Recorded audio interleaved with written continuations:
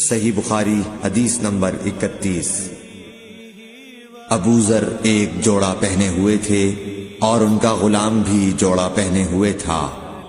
سبب دریافت کیا گیا تو کہنے لگے کہ میں نے ایک شخص یعنی غلام کو برا بھلا کہا تھا اور اس کی ماں کی غیرت دلائی یعنی گالی دی، تو رسول اللہ صلی اللہ علیہ وسلم نے یہ معلوم کر کے مجھ سے فرمایا، اے ابو ذر، تو نے اسے ماں کے نام سے غیرت دلائی ہے، بے شک تجھ میں ابھی کچھ زمانہ جاہلیت کا اثر باقی ہے۔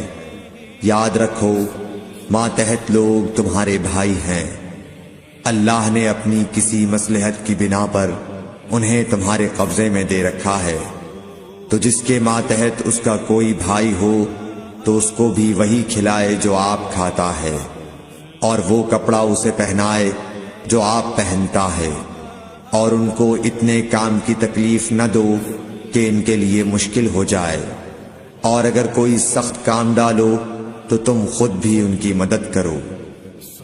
صحیح بخاری حدیث نمبر 32۔ جب سورہ انعام کی یہ آیت اتری، جو لوگ ایمان لائے اور انہوں نے اپنے ایمان میں گناہوں کی آمیزش نہیں کی، تو آپ صلی اللہ علیہ وسلم کے اصحاب نے کہا، یا رسول اللہ، یہ تو بہت ہی مشکل ہے، ہم میں کون ایسا ہے جس نے گناہ نہیں کیا؟ تب اللہ پاک نے سورہ لقمان کی یہ آیت اتاری کہ بے شک شرک بڑا ظلم ہے۔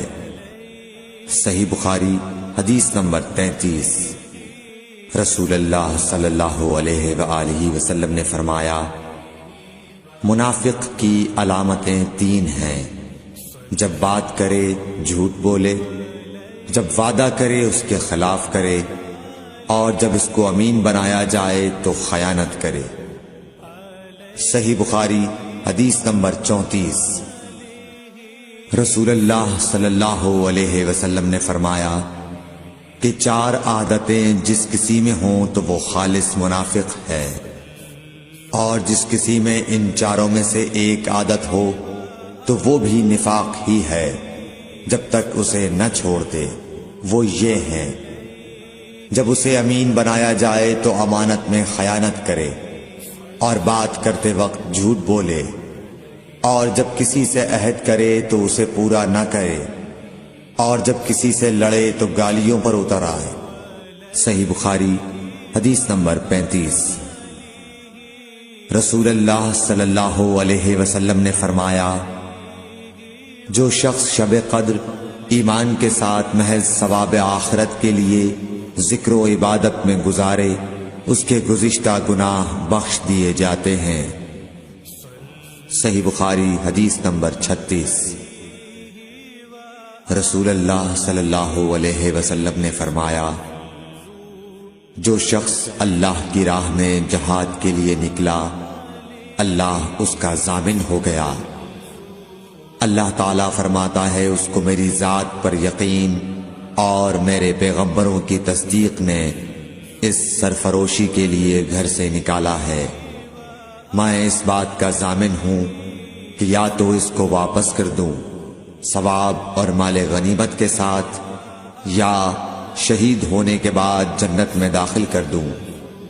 رسول اللہ صلی اللہ علیہ وسلم نے فرمایا، اور اگر میں اپنی امت پر اس کام کو دشوار نہ سمجھتا تو لشکر کا ساتھ نہ چھوڑتا، اور میری خواہش ہے کہ اللہ کی راہ میں مارا جاؤں، پھر زندہ کیا جاؤں، پھر مارا جاؤں، پھر زندہ کیا جاؤں، پھر مارا جاؤں۔ صحیح بخاری حدیث نمبر 37۔ حضرت صلی اللہ علیہ وسلم نے فرمایا، جو کوئی رمضان میں راتوں کو ایمان رکھ کر اور ثواب کے لیے عبادت کرے، اس کے اگلے گناہ بخش دیے جاتے ہیں۔ صحیح بخاری حدیث نمبر 38۔ حضرت صلی اللہ علیہ وسلم نے فرمایا، جس نے رمضان کے روزے ایمان اور خالص نیت کے ساتھ رکھے، اس کے پچھلے گناہ بخش دیے گئے۔ صحیح بخاری حدیث نمبر 39۔ حضرت صلی اللہ علیہ وسلم نے فرمایا، بے شک دین آسان ہے، اور جو شخص دین میں سختی اختیار کرے گا تو دین اس پر غالب آ جائے گا اور اس کی سختی نہ چل سکے گی۔ بس اس لیے اپنے عمل میں پختگی اختیار کرو اور جہاں تک ممکن ہو میانہ روی برتو، اور خوش ہو جاؤ کہ اس طرز عمل سے تم کو دارین کے فوائد حاصل ہوں گے، اور صبح اور دوپہر اور شام اور کسی قدر رات میں عبادت سے مدد حاصل کرو۔ نماز 5 وقتہ بھی مراد ہو سکتی ہے کہ پابندی سے ادا کرو۔ صحیح بخاری حدیث نمبر 40۔ رسول اللہ صلی اللہ علیہ وسلم جب مدینہ تشریف لائے تو پہلے اپنی نانہال اترے جو انصار تھے، اور وہاں آپ نے 16 یا 17 ماہ بیت المقدس کی طرف منہ کر کے نماز پڑھی، اور آپ کی خواہش تھی کہ آپ کا قبلہ بیت اللہ کی طرف ہو۔ جب بیت اللہ کی طرف نماز پڑھنے کا حکم ہو گیا تو سب سے پہلی نماز جو آپ نے بیت اللہ کی طرف پڑھی عصر کی نماز تھی۔ وہاں آپ صلی اللہ علیہ وسلم کے ساتھ لوگوں نے بھی نماز پڑھی۔ پھر آپ کے ساتھ نماز پڑھنے والوں سے ایک آدمی نکلا اور اس کا مسجد بنی حارثہ کی طرف گزر ہوا تو وہ لوگ رکوع میں تھے۔ وہ بولا کہ میں اللہ کی گواہی دیتا ہوں کہ میں نے رسول اللہ صلی اللہ علیہ وسلم کے ساتھ مکے کی طرف منہ کر کے نماز پڑھی ہے۔